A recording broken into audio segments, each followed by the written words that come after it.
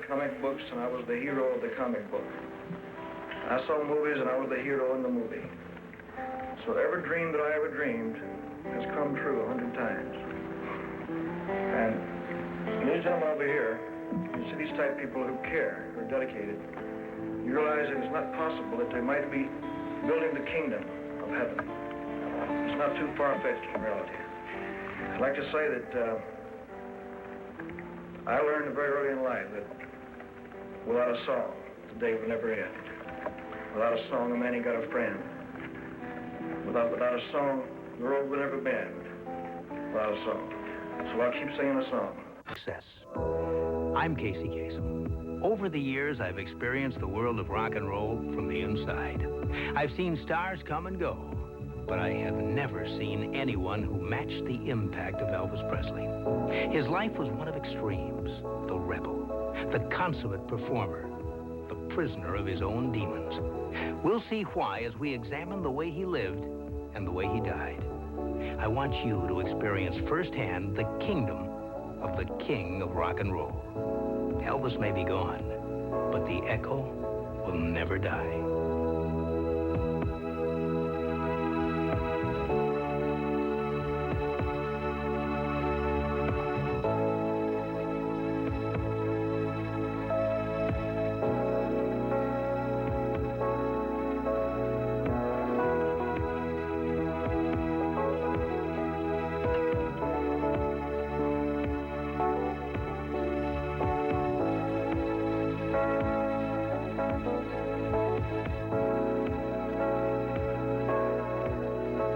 Elvis was born into poverty in the town of Tupelo, Mississippi.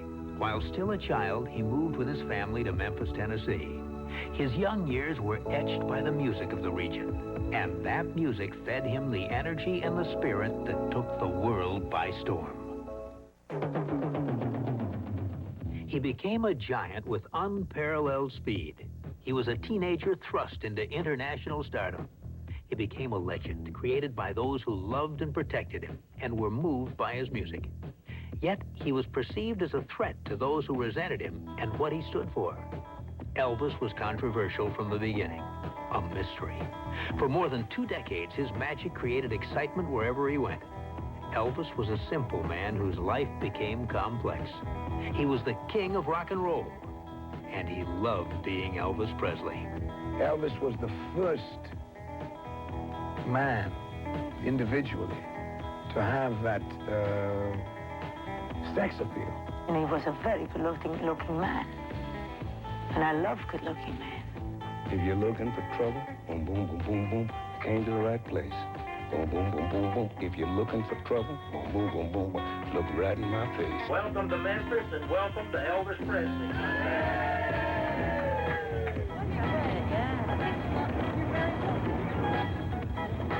We've been saving for about 1.5 years now, a bit of a struggle. Really wanted to go. Vive Elvis, vive la France, Vive l'Amérique. Okay, and vive l'Amérique. I'm the president of the Swedish fan club and arrange a trip every year for the Scandinavian Elvis fans.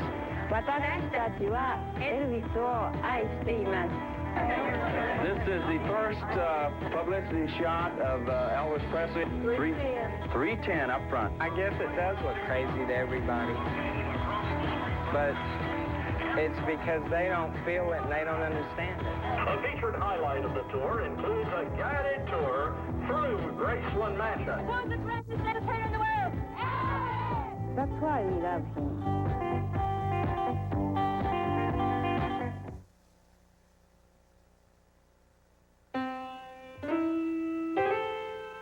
I've never written a song. I wish I could. I wish I was like some of my rivals. Those guys, they're pretty good songwriters, but me, I did good to get out of high school, you know. I think he saw, when he was growing up, he saw that the black people in the South had a certain feel for music. And I think he just loved that music and wanted to put it across in his way. Because until Elvis Presley, nobody was doing that, only black people, you know. And I think he heard it and liked it. It rubbed off on him, and he felt that he had something to give the world, and nothing was going to stop him. This is Beale Street, the home of the blues. W.C. Handy wrote St. Louis Blues and Memphis Blues right here. David Marsh is a noted journalist, pop critic, and music historian. He's a recognized authority on Elvis. Elvis used to sing back on that corner back there at two clubs called the Paradise and the Handy Club. And in those days, he was the only white boy singing the blues. Elvis wanted to be a great singer in a lot of ways. He wanted to be a blues singer mostly, I think. That was what his real talent was to do. And he admired people like Howlin' Wolf, I guess, and Junior Parker, Roy Brown, the great rhythm and blues and blues singers of that period. As well, he sang with gospel choirs and stuff like that all around town, black churches and white churches both, which not very many kids did then. Like most black people in the South, and to whose throat God has pressed down a harp of 1,000 strings, it only needed tuning. Elvis's voice was that type of voice that agreed with the thought of Calvary.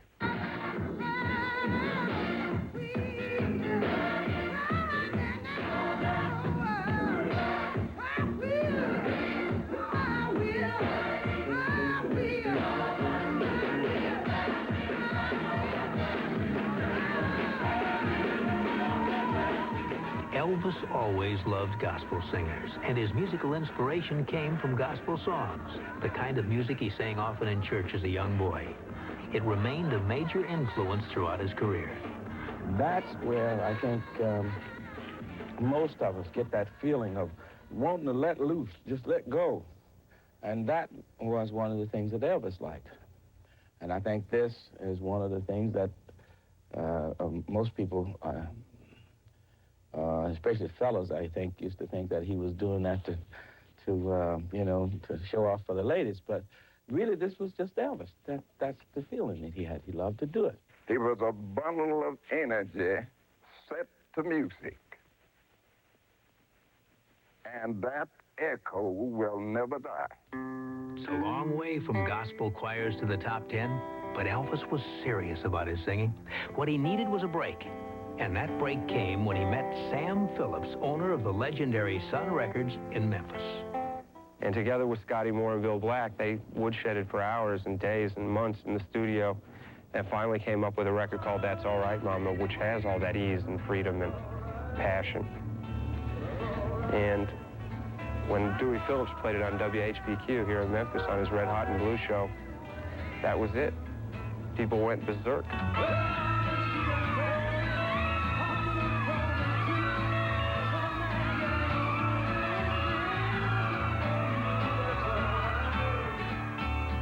Elvis eventually cut 5 singles for Sun Records and hit the road, touring nonstop. The explosion had begun, and it was too much for Sam Phillips and his small Sun label to handle. Enter Colonel Tom Parker, who'd come up the ranks of carnivals and sideshows. The Colonel knew what would work with audiences, and in Elvis, he found his greatest act. He bought Elvis's contract for $35,000, the best buy in the history of rock and roll. It would make Tom Parker a millionaire many times over. But since my baby left, well, I found a place to dwell.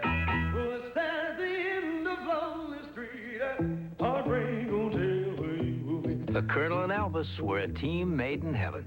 The king of rock and roll and the master of promotion. Together, they were a gold mine bigger than the big time. But what's interesting to note is that as much as Elvis shook up the country, he never left Memphis. Broken-hearted lovers to cry there in the gloom.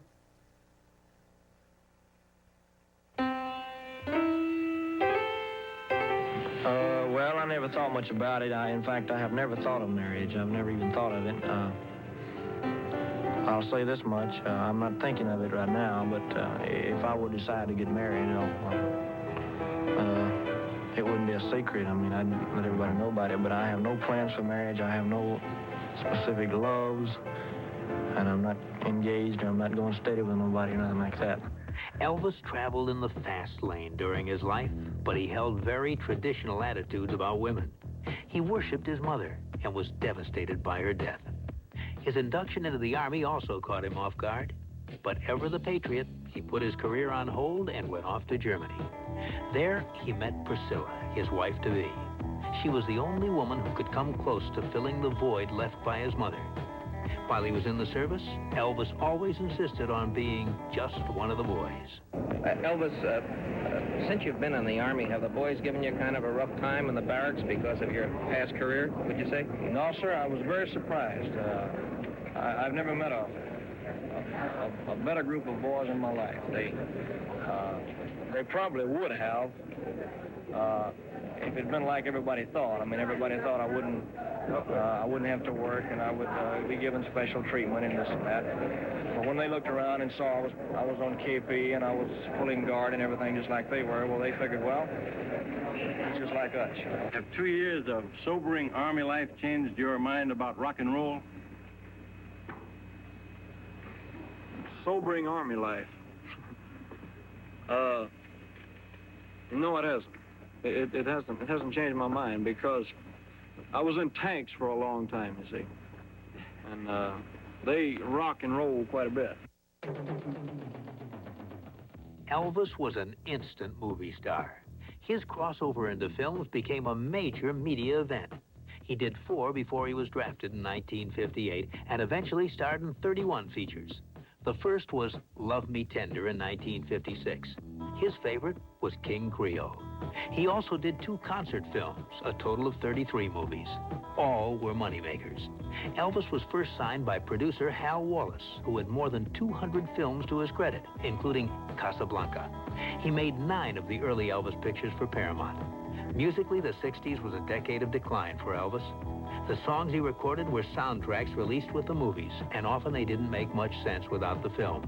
But he made $1 million a picture, a percentage of the profits, and still more from the records. Elvis was a great entertainer, a great personality, someone who created a new style in music that revolutionized the music business. And that is what we bought when we bought him. I was sort of called in by Hal Wallace and said, well, Ursula, you were with us for a year and you misbehaved, and here we have a picture which we would like you to do, which was Elvis Presley. And the only way I knew Elvis was from television, because this was his new idol who was gonna, this hip-swinging lover with a guitar. And I thought, oh my God. And the first day I went to work, and here came over this humble man, full of charm and love in his eyes and kindness and being so considerate and warm that I was so surprised.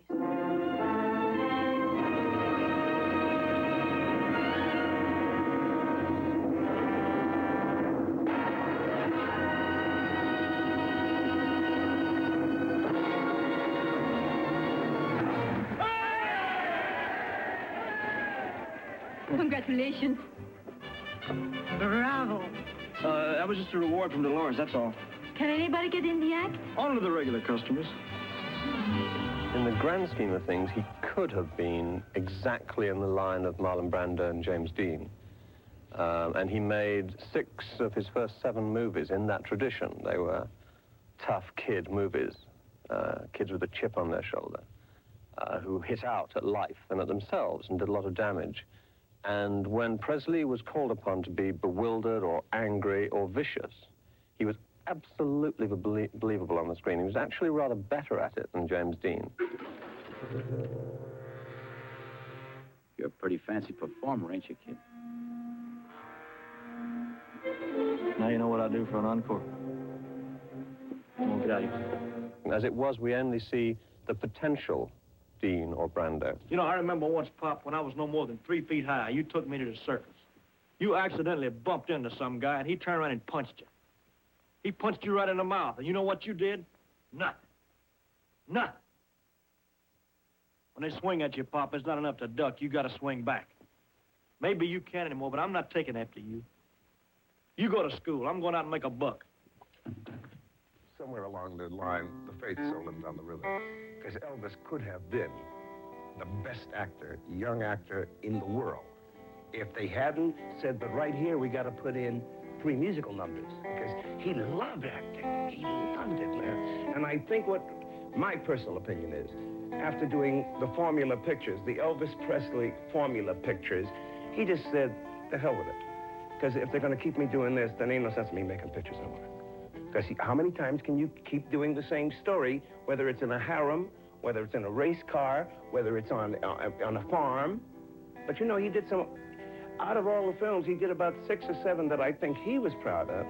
And those of us who cared about him on a personal level said, yeah, man, he's cooking, you know.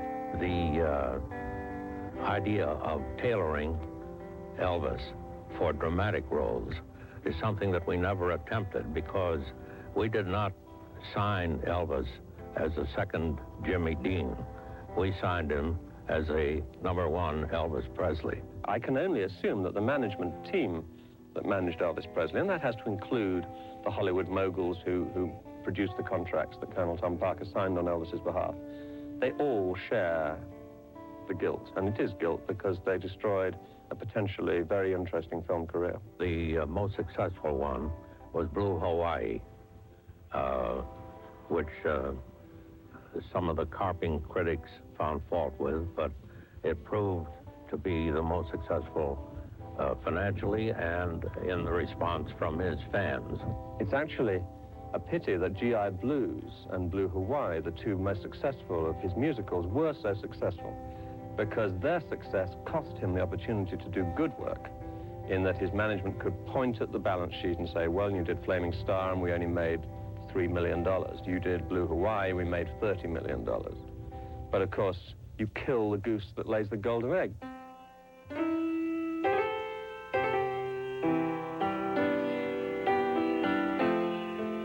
Most of his movies had a lot of singing, so many of the singles released in the 1960s were soundtracks, far different from the rock and roll that had made him the teen idol of the 50s. I got a call from Elvis. Actually, Tom Diskin, I think it was, called me. And he asked me if I could go to Los Angeles to do a movie with Elvis. Now, I didn't know whether that meant to play, to be in the movie, or whatever, but I shortly found out it was to play on the soundtrack. And then I found out that when you did soundtracks, you were also doing records at the same music in one day, possibly. Usually we would come back and make some retakes because they weren't all perfect records by any means. After the Army, the scores really went downhill, except for Doc Pomus and Mort Schumann, who wrote the Viva Las Vegas score, which is real good. The rest of it was just awful. He had to sing things like Fort Lauderdale Chamber of Commerce. That was a song title. Do the Clam. There was Song of the Shrimp. Just awful stuff. You couldn't believe that he would get up in the morning and be able to face doing it. A lot of critics came down hard on Elvis for the music that came out of these movies. It wasn't the pure rock and roll that we were accustomed to, but it was good for the box office. Las voces cantan sus melodías, todo será como tú lo quieras. Your troubles like bubbles will soon disappear in the air. You're dealing with publishers, you're dealing with songwriters, you're dealing with friends that want you to do a song. I mean, everything you can think of, I think, was thrown at Elvis as far as material goes. We did a number of bad songs.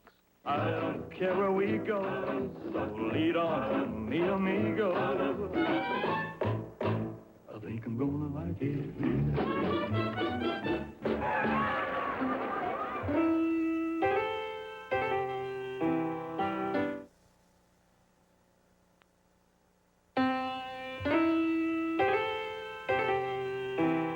While Elvis was making movies in the 1960s, the Beatles and others were busy making music. He hadn't delivered a #1 hit in 7 years. So when the movie contracts were up, Elvis went back to his Graceland home, searched for good songs, and went to work. He made music history in January 1969. In Memphis, he cut 32 sides in 15 days. So much music that it took a year and a half to release it all. The session produced 4 gold singles and 2 platinum albums. His return to serious music had begun. You know, it was his second comeback. As he come back from the Army, everybody said he was finished. But this comeback was bigger because he'd been out in public and nobody had ever done it before. And it was like, I remember feeling a real joy among Elvis fans because it was like, we got him back. With his recording career on the way again, the second step of the music comeback was to reestablish himself as the #1 live performer. He hadn't been on stage in 8 years. So in July of 1969, Elvis armed himself with a full orchestra, 2 backup vocal groups, and set out to conquer the toughest entertainment town in the world. And for 32 incredible nights, it was standing room only. One friend who traveled over the years with Elvis, who handled his business and wrote his checks, recalls an earlier visit to Las Vegas. First time Elvis came to Las Vegas was in 1956, and he bombed, mainly because there was an older crowd, and back then they just didn't understand his music, and they thought he was vulgar. But then when he came back in 1969, he took this town by storm. Elvis really didn't have a lot of close friends as far as other entertainers were concerned. There were some that he really liked and admired, and some who he talked to, Sammy Davis, Tom Jones. Elvis came to see me in the Flamingo in '68, and he said at that time that he wanted to come back on stage because that's all he felt. He felt that he was an entertainer, a live entertainer, and that was the most important thing to him. And it's the same thing to me. He said, but when I get on the stage, he said, that's my world. I said, tell me about it. I said, that's what makes me exist. When you get, no matter what the problems are before you go on stage, when you get on that stage, and that's what he had. Call it charisma, call it point of view, call it whatever you will, but he had that. And you could see him when he was on that stage working, you know, and everybody's doing this and being afraid that someone's going to come on the stage and the security and everything else. He wasn't. He was out there just doing his thing and making them and having fun with whoever's sitting ringside. That was his thing, have fun, you know, and entertain the people to the best of his ability, which he did.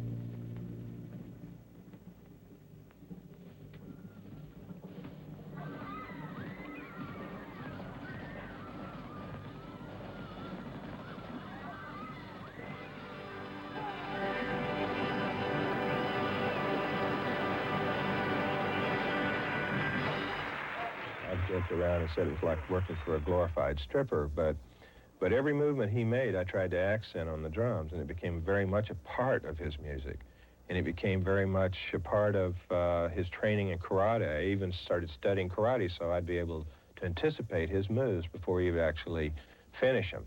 Before he could sing the first song, the audience got up and gave him a standing ovation for at least 10 minutes, like, hey man, welcome back. If you do something in Las Vegas, if something happens on stage in Las Vegas, the media picks up on it. As if you're on the road somewhere and something happens, you know, if you split your pants or you forget words or you fall down or, you know, something happens, a lot of the times it's missed. But in Vegas, it's picked up on. So all those things, there's pressure in Vegas. And if you do well in Vegas, people know about it. To succeed in Vegas and have longevity is the finest compliment that any performer can receive. If you get the support of the people who live there and the support of your people who come out. There's never been an artist in the history of Vegas, I think. Somebody can correct me if I'm wrong, but I don't think there's ever been an artist that when his name went on the marquee, they knew he was coming. People came from all over the world. I never heard of that. But with his arrival in Las Vegas, there had come changes. His singing was better than ever. But those close to him could notice that Elvis was a different person. Well, from the first time we met to the last few times I saw him, I noticed changes, yes. I noticed changes.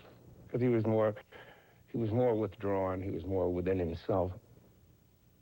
And the fun, nutty things came further apart than they used to do. Of course, he was getting older. You know, he'd got a marriage, had a kid, blah, blah, blah, blah, blah. And those things affect you. And I think there's not a performer alive that doesn't doubt himself at a point. I could see that the camp wasn't the same, you know, because every time I'd been with him before, I used to like the way that the fellas that worked for him seemed to be all with him, you know, very much with him. But then when I saw that he was having problems, they started to get like they couldn't handle it or they didn't know what was happening to him.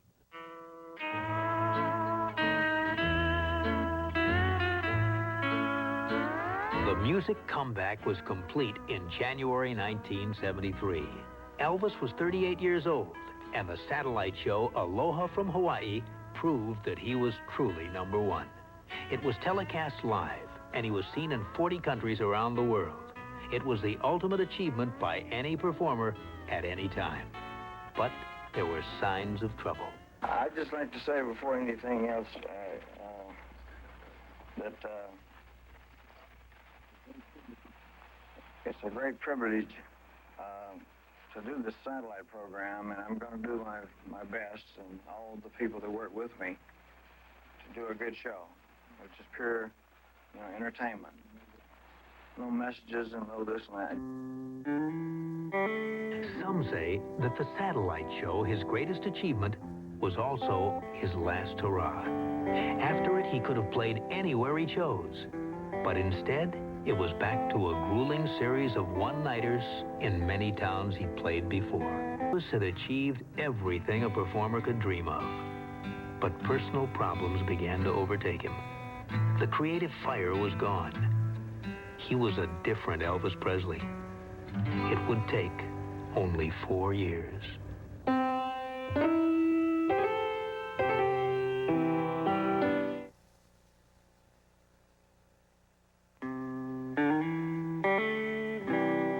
As long as it lasts, as long as it sells, I'll continue doing it. As long as that's what the people want. And if they change, if it dies out, I'll try to do something else. And if that doesn't work, I'll just say, well, I had my day. In his last 4 years, Elvis recorded only 30 songs. When out on tour, he retreated to Graceland and tried to recapture those earlier days. But it wasn't the same. His 6-year marriage to Priscilla ended in divorce. Health and personal problems increased, and he was overweight. Many old friends were replaced by new ones. On August 16, 1977, Elvis was found dead in his home at Graceland. He was only 42 years old. When I say I could see the end coming, there were certain nights when we'd get ready to go on stage and they'd go in to talk to him, and he was hardly even coherent. His eyes would be closed. He'd hardly even open his eyes to talk to you. He would be drowsy. We'd doubt whether he would even get through the show or not. There were nights when I just physically would pound the drums as hard as I could, just to kick him in the rear end, you know, to wake up, you know, we're on stage, you know. There were other nights when he'd come out there wired to the wall, you know. Couldn't slow him down for anything, you know. He was just totally wired. And you can't, you know, that's destructive. Whatever those reasons were, I don't know. I can't imagine that Elvis could have ended any other way, but that's more because of how people treat other people than it is because of any fault in Elvis. If the world was the pure world that I hear when I hear him singing If I Can Dream or Follow That Dream or Mystery Train, then yeah, I can see Elvis living forever. And I think the Elvis in that music will live forever.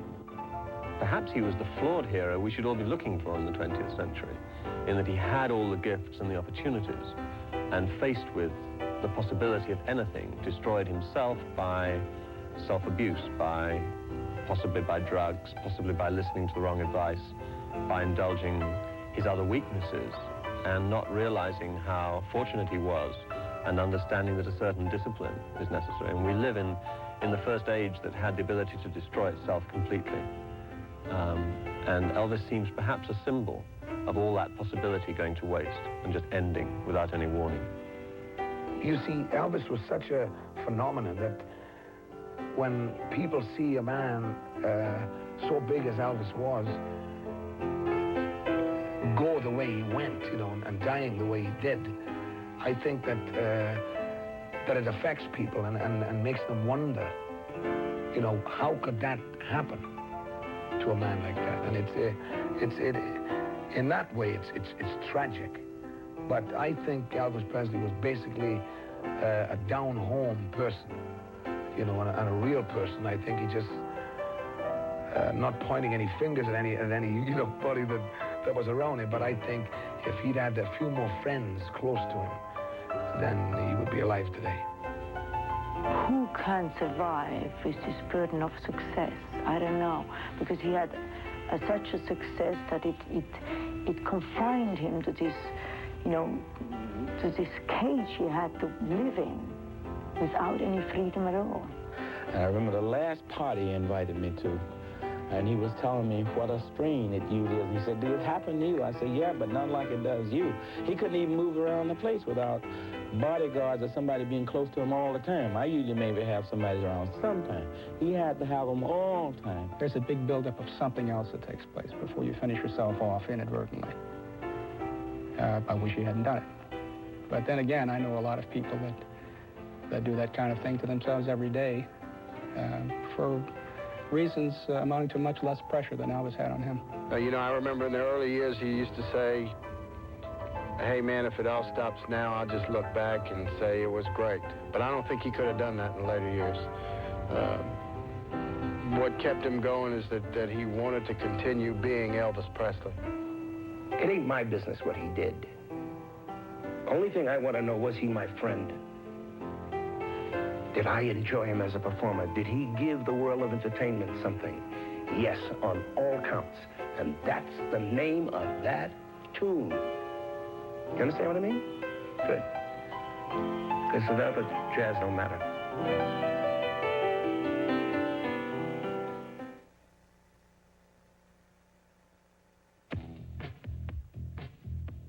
There's more than music to keep the echo of Elvis Presley alive.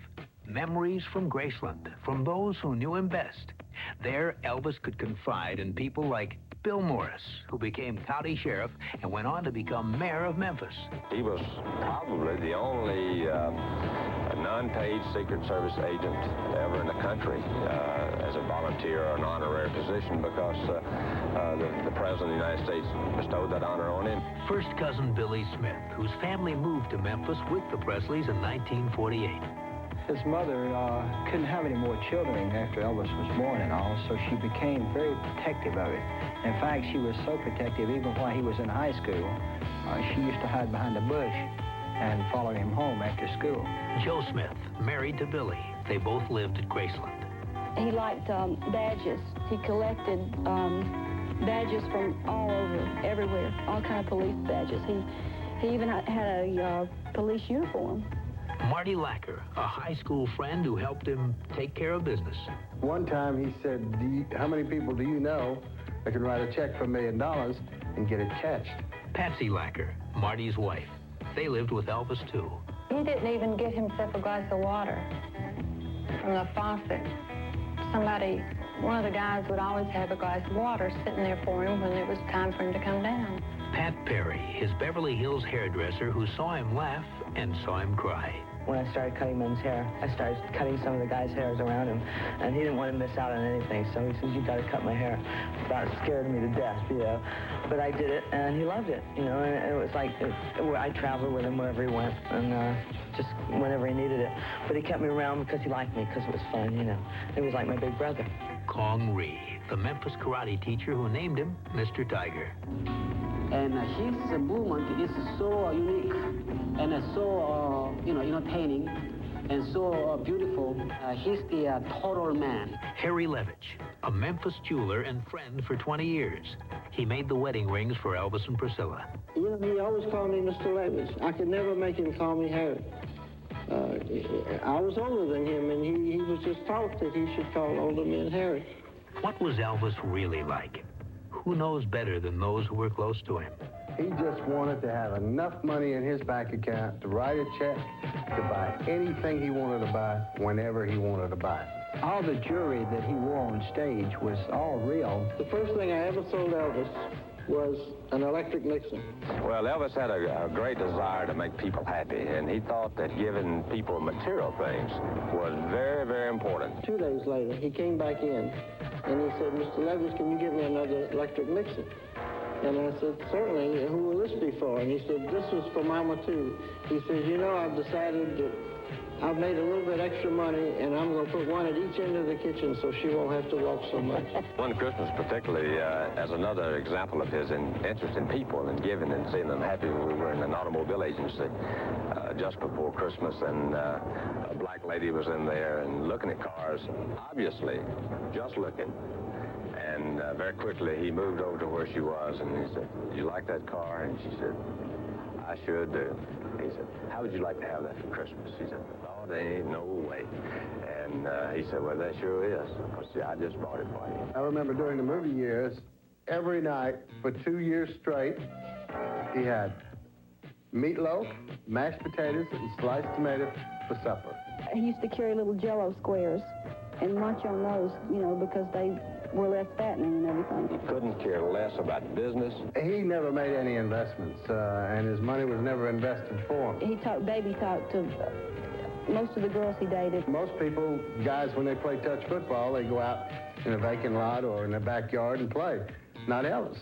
He went out and rented the stadium. He bought complete uniforms, helmets, pads, everything for everybody on his team. Sometimes we even had cheerleaders. That's the way he liked to play touch football.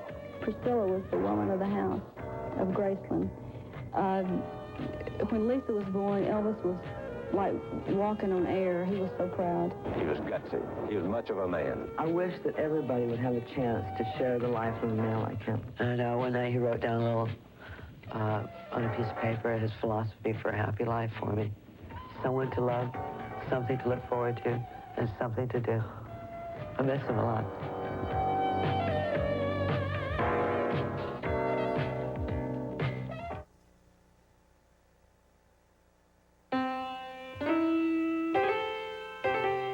The death of Elvis resulted in an unbelievable outpouring of sympathy and exploitation.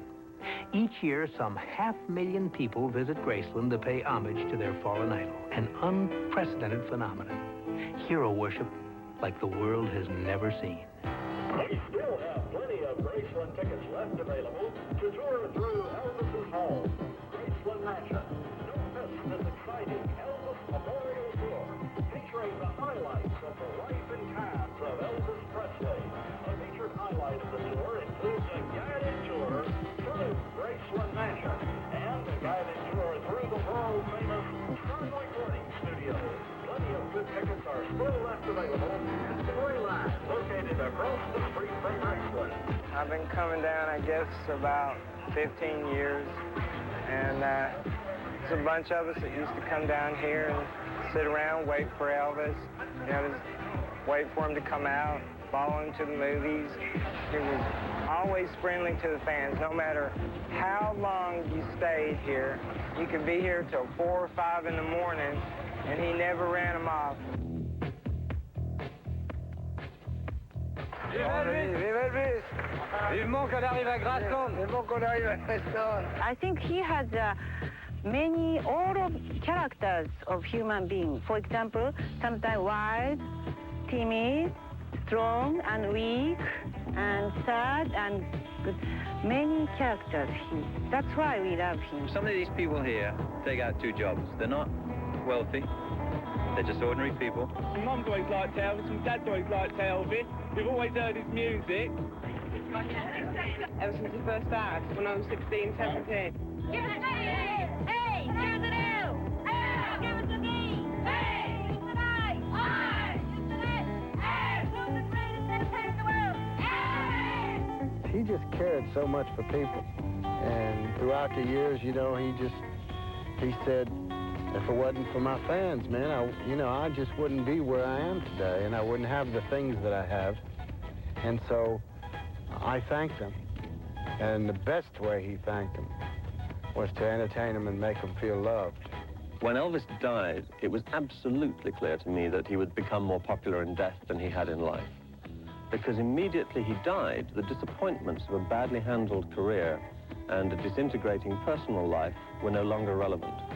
They could be forgotten. We could choose to remember what we wanted of Elvis Presley.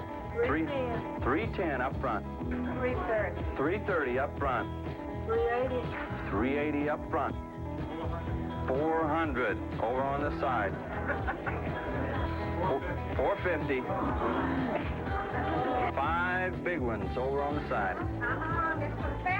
5 big ones. So, $500. When he died, in terms of commercial popularity, he became a social phenomenon, the one star who would be larger after death than in life. And his fans won't ever forget him. It is like a religious experience, because most of them have felt their love, as it's always described for Elvis, with such intensity that having once felt it, this is something they'll never let go of.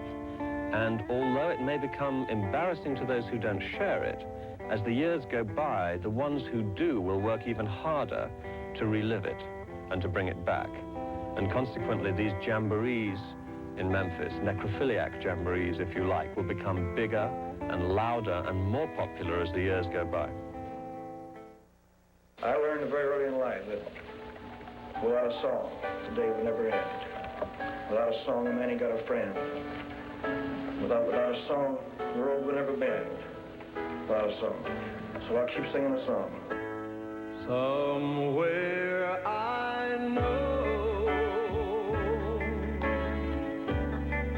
there's a blue sweet heaven, a blue sweet heaven, a place for the king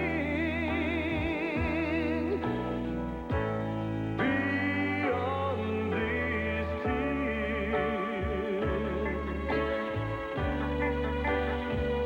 in a world just over, just over your shoulder, to your rock and roll dream.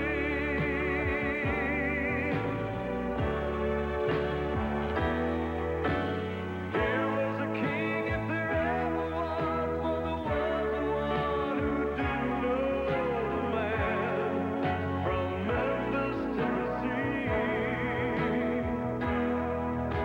who brought us joy and gave us hope, the kind to build dreams on, gave us songs to sing, and we're still singing right along. Oh yeah, rock and roll is living on, and we won't see the likes of him no more. He's walking through another door. That's why I know there's a blue sweet heaven, a blue sweet heaven. Can you hear him sing? Till then I'll remember, even when I'm older, just have to look over my shoulder. Before he died, Elvis recorded more than 600 songs and became the king of the charts. He had more hit albums than any artist in history. He had the most gold singles, the most gold albums, the most #1s as a solo artist. He had starred in 33 successful movies, and his concerts were always sold out. Elvis Presley was and is a billion-dollar industry. Elvis, the echo will never die. I hope you've enjoyed this look at Elvis. He was a complex man, sophisticated, yet childlike, puritanical, but in many ways excessive. But whatever Elvis was, he was loved, and he'll forever be the king of rock and roll.